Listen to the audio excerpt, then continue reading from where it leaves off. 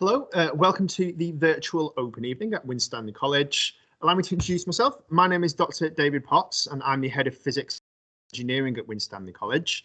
And what I'd love to do in this session is just give you a bit of information about our engineering course to help you make an informed decision and hopefully answer any questions that you have.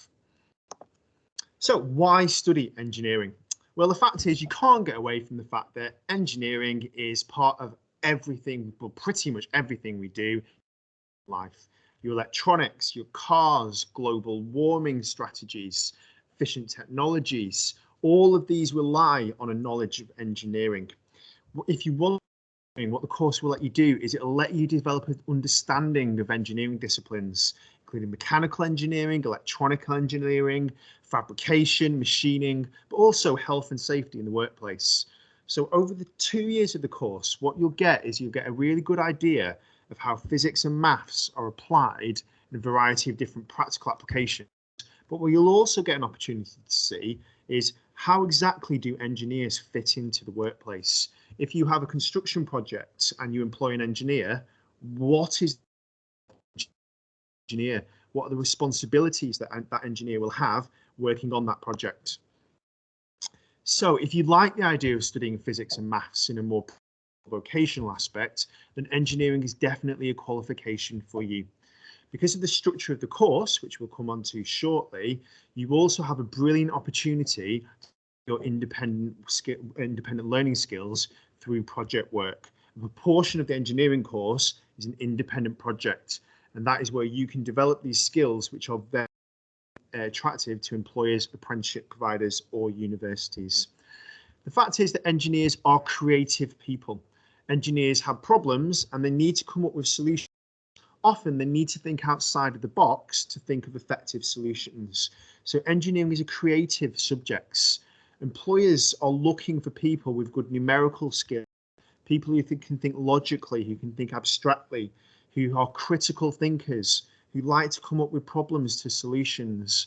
So if you are that kind of person, then you'll be attracted to an employer, a university, or an apprenticeship provider, and then engineering is definitely a good course for you. So some useful course information. The course follows the OCR Cambridge Technical Level 3 National Extended Certificate in Engineering. Now this is a 2-year course and it's equivalent to 1 A-level. Now this is a vocational course, meaning that it's a course which is tied to working in that field in the workplace, and it's also a very good course to prepare you for an apprenticeship or employment or indeed a university course in the field of engineering. I must stress at this point that it is not a practical course. You will spend most of your time in a laboratory learning theory of how physics and maths is applied in practical scenarios. You will have practicals, but they are there to basically support the theory. So if you think that studying this course that you'll be there with a hard hat on and the construction site or underneath the bonnet of a car most of the time, unfortunately that is not what this course is about. So what is the structure of the course? So why is this an extended certificate and not an A-level? Well, it's all to do with the course is assessed. An A-level is 100% exams. So you'll sit a 2-year course and you'll have the exams in physics or maths at the end of your 2 years. The engineering course is only 60% examined, with the remainder 40% being coursework. And the important thing is those exams are distributed throughout the 2-year course. So say you join as an engineering student in September. For your first term, you'll be working on theory to help you prepare you for your first exam, which you will sit in the. You will then sit a further 2 exams in the summer of your first year. And after the end of your first year, you will have studied and been examined on 3 of your 6 units. In the second year, you'll study from September to January the information which you will be assessed on your 4th exam that you'll sit in the January of your year.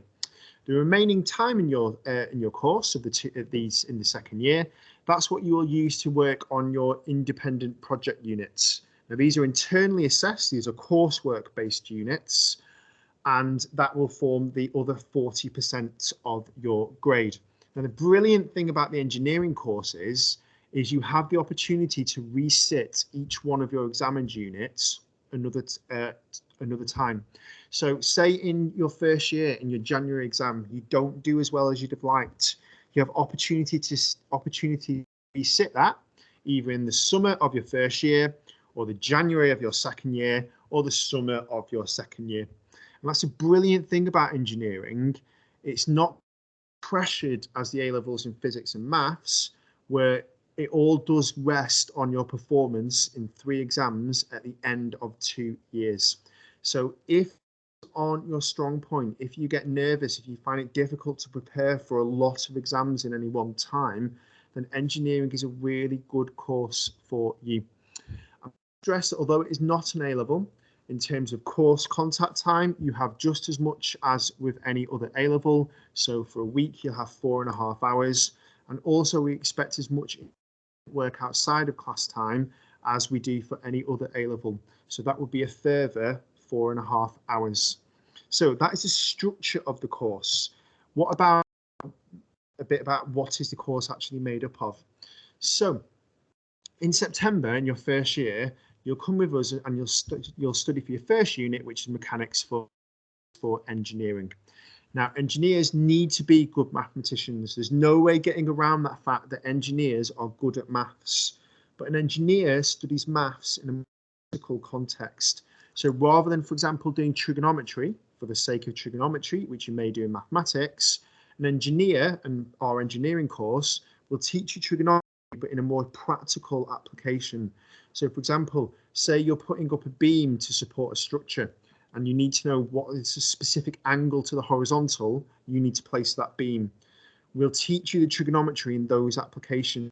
We'll teach you how to use and interpret graphs, how to rearrange equations, how to use statistics and probability, all in an engineering context. Your second unit that you do with us at Winstanley College will be Science for Engineering.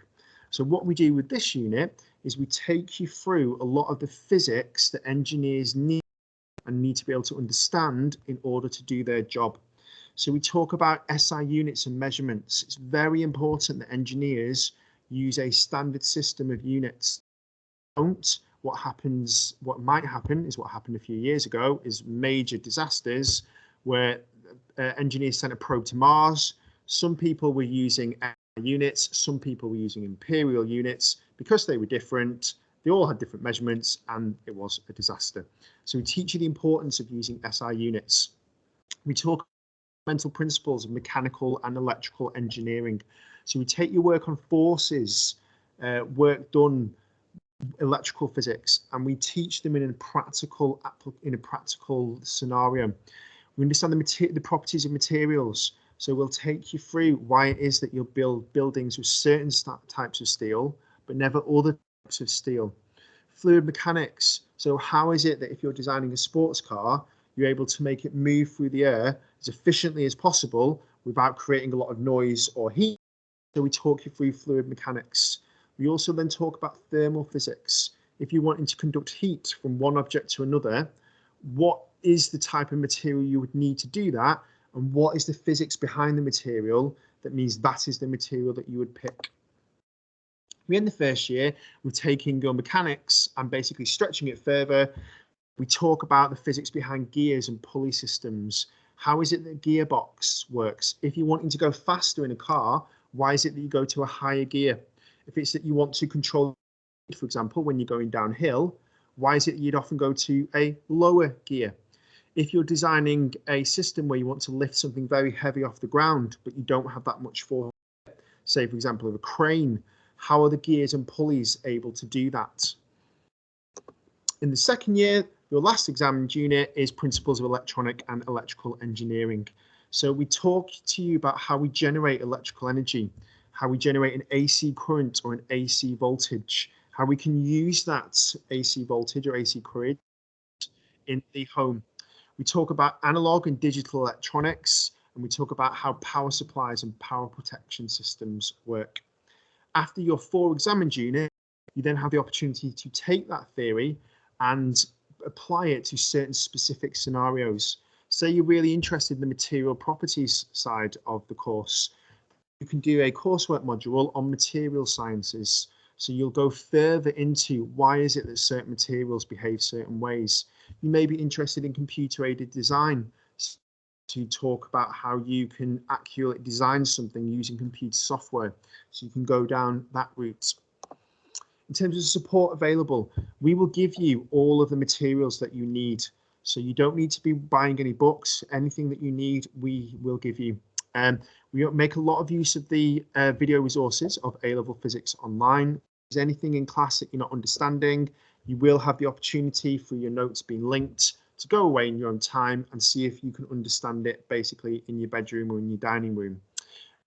Podcasts where we help you develop exam techniques. We've got student mentors where students will be able to basically give you their experience and their knowledge. Assistance with revision methods, one-to-one progress meetings, skills development, and if there's anything in particular that is causing you not to perform as well as you perhaps want to, we can refer you to learning support. College is not just about the subjects you study, it's about all the enrichment process that goes around it. So we work quite closely with EDT Industrial Cadets. This is a program where engineers work with local employers, and the employer gives the students a problem, and using principles of physics and maths, the engineers have to come up with a solution. So recently, an employer came up with a problem that there are birds nesting by their office, they're noisy, they're making a mess. So how would our engineering students come up with a solution to scare those birds? So our engineering students used their knowledge of physics and maths, and they designed a drone that actually fired water and lasers at the birds, and they presented that to a panel of industry experts. We work closely with Manchester University and Isaac Physics, where we have workshops where we go beyond the theory of the course, or we specialise within certain areas of the course and really stretch and challenge you. We also work closely with InterScience UK, where we offer where students have the opportunity to undertake a work experience in STEM fields. So I hope that's answered quite a lot of your questions, but just a few more frequently asked questions. So we often get asked, is the engineering qualification an A-level? So just to reiterate, it's not an A-level, it's an extended certificate. It's level 3, so it's at the same level as an A-level, and it carries just as many UCAS points as an A-level. The reason why it's not called an A-level is just because it is assessed differently. In physics and maths is 100% exam-based. A extended certificate in engineering is 60% exam-based and 40% coursework. What other qualifications go well with engineering? So applied science is a really good combination with engineering. We also find that chemistry or geography or geology, IT or computer science, they're all really good combinations with engineering. I must stress at this point, because it's really important when you're picking your subjects to do after your time at GCSE, that you pick the subjects that keep your options open as much as possible. If you're wanting to go on to study engineering at university, most, if not all, universities will ask for A-levels in physics. And the issue with if a student who just studies engineering is they may not be able to show to the universities that they have the mathematical skills to study a degree in engineering. So if you are wanting to go into a degree in engineering, we would recommend that you study physics and maths. If you're wanting to study an apprenticeship in engineering, where you do study at university, but you also spend time with your employer, then the engineering qualification would be really for you. If you're not wanting to go into the field of engineering, but you want to do a bit of science and maths and a practical application, then this is a brilliant course for you. And if you want to go down an apprenticeship route, this is definitely the course for you, because an engineering qualification, you'll understand and see how engineers fit in the workplace. Is it a practical subject? No, engineering is not a practical subject. You do some practicals, but the practical to support your theory. So if you think that if you want a qualification where you're going to be spending most of your time building things, making things in the field with a hard hat on, then engineering is not the qualification for you. So I hope you found that useful, and I hope that's answered some of your questions. If you have any further questions you'd like, please don't hesitate to look at the information on the website, or indeed contact admissions@winstanley.ac.uk, and we'll be happy to get back to you as soon as we can with the answers to any of your questions. So I hope you found that useful, and all that's left for me to say is hopefully we'll see you as some of our engineering students.